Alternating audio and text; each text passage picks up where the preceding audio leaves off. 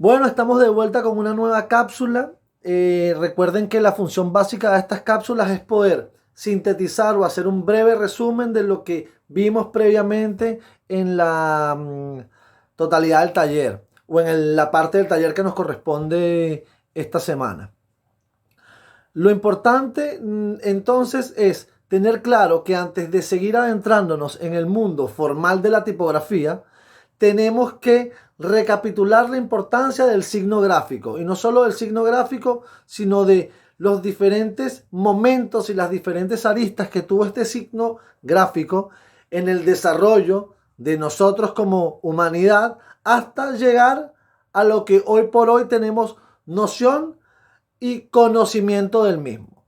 Entonces, recapitulando un poco lo que vimos, recuerden que esto va a ser bastante resumido. De hecho, me tomé la libertad de hacer un par de check y anotar un par de cosas, así que voy a estar utilizando el apoyo gráfico que anoté para poder desarrollarlo con un poco más de orden. Es algo que normalmente no hago, pero como soy súper disperso, como han notado, traté de anotar un par de cosas que es importante seguir en este específico orden. Pero bueno, volvamos a lo que estábamos conversando. Es importante entonces que la noción del signo y el símbolo gráfico que tenemos hoy por hoy, y no solo la noción, sino todo lo que llegamos hoy a manejar, dominar y conocer sobre el signo escrito, el signo gráfico, viene de una evolución que, tal como se hizo al inicio de los tiempos y todo el desarrollo de este, manejamos hoy exactamente igual, que es la división de esta estructura del signo gráfico en tres mundos básicos o claves para poder comprenderlo, que son el mundo perceptual, el mundo conceptual y el mundo verbal. El mundo perceptual, como vimos previamente, hace mención o hace referencia entonces a todo lo que nosotros percibimos previamente en relación a lo que comprendemos de eso que estamos mirando. Nosotros al verlo tenemos la percepción visual y la preconcepción de que tiene un significado. ¿Se entiende? Entonces, esa percepción inicial nos va a sembrar una base para poder argumentar y fundamentar lo que vamos a conocer de eso que miramos. Y allí entramos automáticamente al mundo conceptual. Demuestra ser, pero es. Ese concepto que está dentro de lo que graficamos. Entonces, al unir el mundo de la percepción y el mundo de la conceptualización o de este mundo conceptual, tenemos un símbolo que no solo parece ser algo, sino que significa eso que parece ser. Eso nos da como resultado introducirnos o estar dentro del mundo de la verbalidad. Cuando eso que tiene una forma, de un aspecto y también tiene un concepto o un significado, tiene también una interpretación verbal y por ende también una interpretación fonética. Deja de ser solo un signo estático y se convierte en un signo y símbolo dinámico. Por ende, comienza a poder ser representado y poder ser hablado. Esta argumentación tiene entonces un simbolismo y un significado. Eso es importante. Entender que para poder llegar a la connotación verbal tiene que estar súper clara la connotación perceptual, eso que vemos, y la connotación conceptual, eso que entendemos de lo que vemos. Igual esto lo vamos a ir puliendo detalle a detalle hasta que lo manejemos bien. Eso es en base a la connotación del signo gráfico. Y ya lo explicamos muy largamente previamente. Pero de igual manera tenemos que entender que hay una evolución de ese signo gráfico. En cada una de esas etapas evolutivas fuimos comprendiéndolo de mejor manera. Como dijimos, existe esta idea del protografismo, que es este signo inicial, este símbolo o signo inicial primitivo que nace con las primeras escrituras cuneiformes, con los primeros grabados rupestres, con las primeras pinturas, y que da como resultado símbolos iniciales que hoy por hoy se siguen manteniendo y que son de conocimiento casi universal. Estos símbolos protográficos se denominan así porque son como la chispa inicial de esto que hoy por hoy es tan amplio desde el punto de vista de cantidad de elementos gráficos que pueden tener un simbolismo.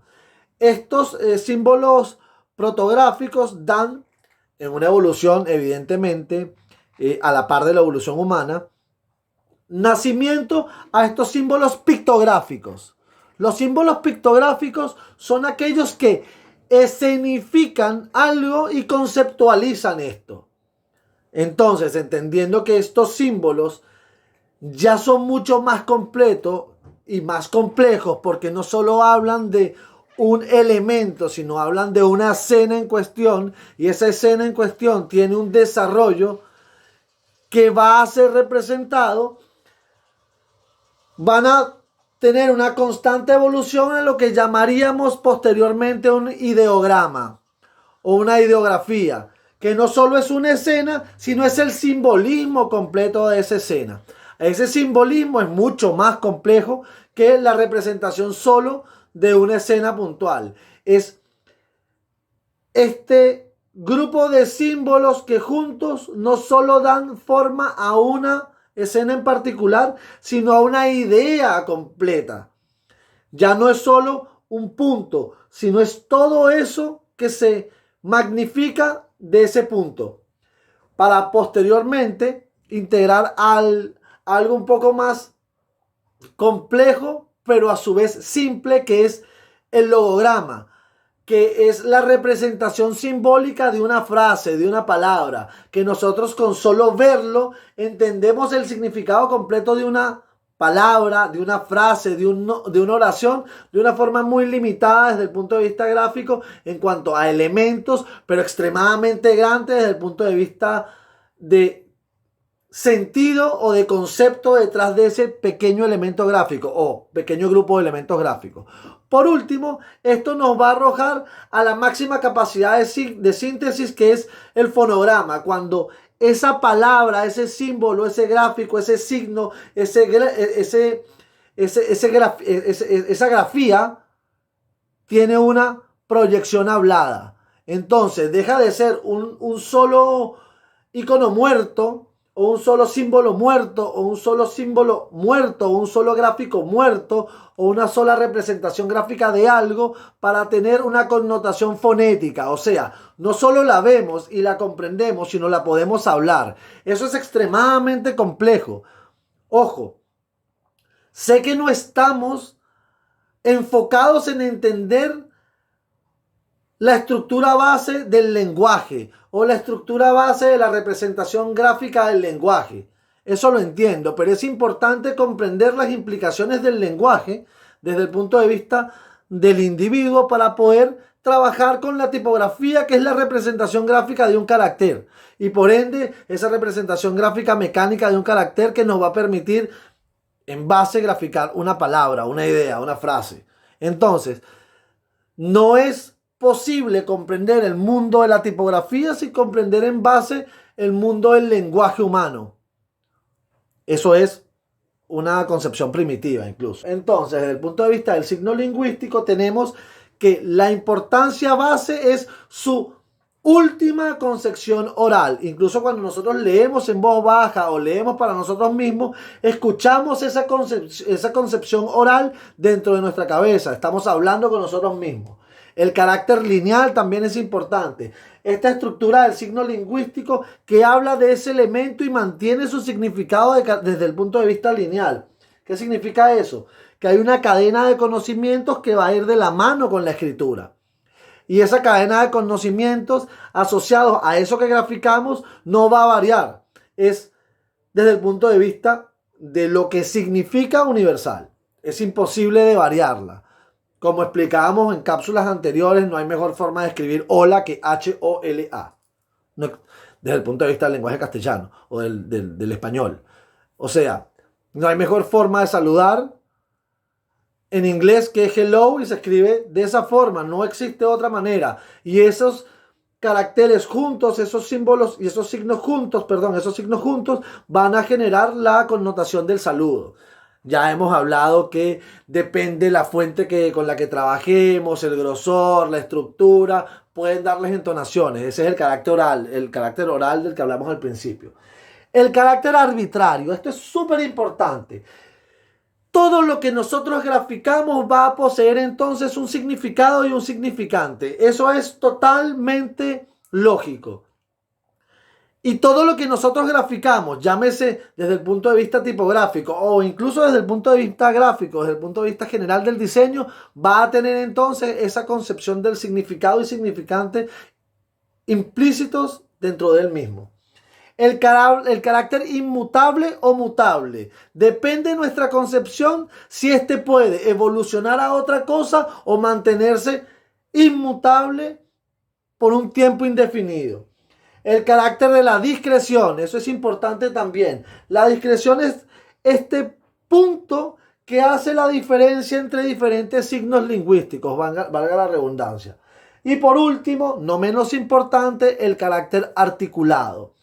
Estos caracteres o estas características tan importantes dentro del signo lingüístico nos va a permitir poder tener una suficiente data para eso que nosotros diseñamos o desarrollamos tenga un anclaje a lo que el humano está acostumbrado a comprender.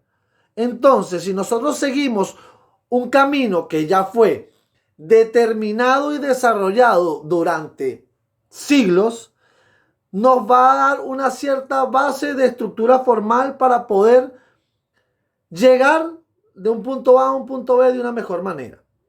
Ojo, el signo lingüístico es la base de lo que nosotros vamos a trabajar. Como les dije previamente, nos vamos a tomar un par de clases antes de seguir avanzando para entender un poco el lenguaje y cómo llegamos a manejar lo que hoy por hoy llamamos lenguaje escrito o lenguaje hablado. Cómo llegamos al punto en el que hoy se encuentran nuestros fonemas o nuestros morfemas. Eso es súper importante. Entonces, es de igual manera importante tomarnos el tiempo y la calma de poder avanzar, pero con el background necesario para que el segundo paso que demos, tercero o cuarto, tenga un real enfoque y que sepamos de lo que estamos hablando para poder tener las herramientas para desarrollar estos sistemas tipográficos con los que vamos a trabajar más adelante de una mejor manera. Ante cualquier duda, recuerden que siempre vamos a estar refrescando automáticamente lo visto. Ojo, son cápsulas muy simples y sencillas, pero que nos van a dar como el check de lo importante de lo visto para poder investigarlo por su propia cuenta o pueden escribirme directamente para yo seguir resolviendo sus dudas. Nos vemos en una próxima entrega. Cuídense mucho y esperemos que todo esté mucho mejor la próxima vez que nos veamos. Chao, que estén bien.